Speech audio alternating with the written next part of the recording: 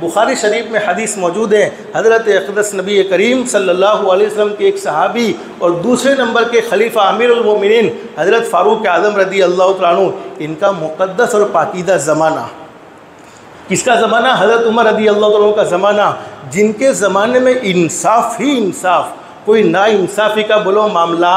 نہیں تھا۔ اور حضرت نبی کریم صلی اللہ علیہ وسلم نے حضرت عمر کے لیے دعا کی تھی، جب دعا سے ملے ہوں گے تو حضرت عمر کیسے اسلام میں پکے ہوں گے؟ ان کے زمانے میں ایک صحابی جن کا نام ہے حضرت سعد بن ابی وقاص رضی اللہ تعالیٰ عنہ، کسی بستی کے امام تھے،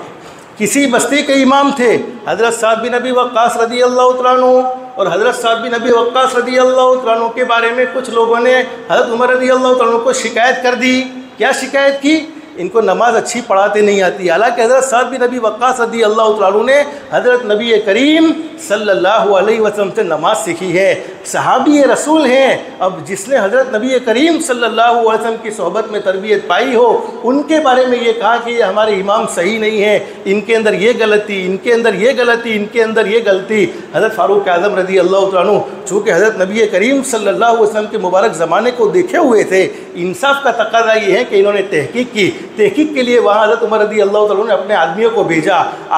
بھیجا اور کہا کہ حضرت سعد کو میرے پاس لے کر آؤ۔ حضرت سعد رضی اللہ تعالیٰ عنہ سے پوچھا کہ اللہ کے بندے، تمہاری یہ شکایتیں ہیں، کتنی شکایتیں تمہاری صحیح ہیں، کتنی درست ہیں؟ حضرت سعد نے فرمایا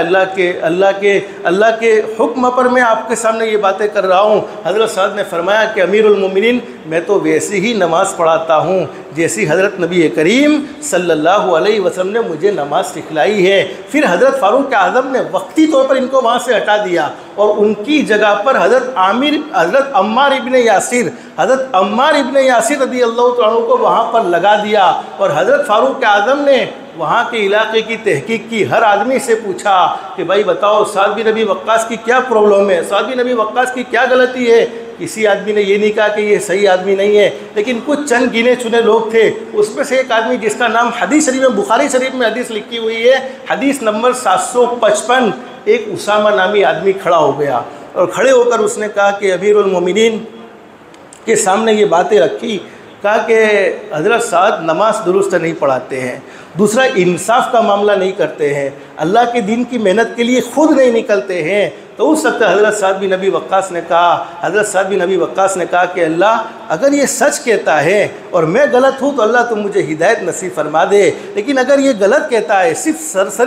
سراسر مجھ پر الزام لگایا، تو حضرت سعد نے فرمایا کہ اللہ اسے 3 عذابوں میں مبتلا کر دے۔ نمبر 1، اس کی عمر بڑھ جانی چاہیے، لمبی عمر اس کو عطا فرما دے۔ نمبر 2، اس پر فقر و فاقہ ڈال دے، یعنی اسے غریب بنا دے، آج اگر سے وہ امیر نظر آتا ہے لیکن فقر و فاقہ میں مبتلا کر دے۔ اور نمبر 3، اسے فتنوں میں مبتلا کر دے۔ حدیث کے راوی بیان فرماتے ہیں حضرت سعد کی آہ جو دل سے نکلی تھی، ایسی آہ نکلی کہ وہ اسامہ نامی آدمی جس نے حضرت نبی کریم صلی اللہ علیہ وسلم کے صحابی کا مقدس زمانہ پایا، لیکن حال یہ ہوا اتنی لمبی عمر ہوئی کہ اس کی جو آنکھوں کی بھویں ہیں وہ بھویں نیچے لٹک رہی تھی، اور لٹکنے کی وجہ سے پوری آنکھیں ڈھک چکی تھی، فقر و فاقہ میں مبتلا ہو گیا اور فتنوں میں ایسا مبتلا ہوا کہ ایسی لمبی عمر پانے کے بعد بھی وہ راستے میں لڑکیوں کو چھیڑا کرتا تھا، اور وہ کہتا تھا کہ مجھے سعد کی بددعا لگ گئی ہے، مجھے سعد کی بددعا لگ گئی ہے، مجھے سعد کی بددعا لگ گئی ہے۔ میں مختصر آپ کو یہی کہنا چاہتا ہوں میرے بھائیوں، کسی کے ساتھ ہم اچھا سلوک کر سکتے ہیں، کر لینا چاہیے، دنیا کی زندگی ختم ہو جائے گی، نہیں کر سکتے ہیں ہرگز اس کے ساتھ برا سلوک نہیں کرنا چاہیے۔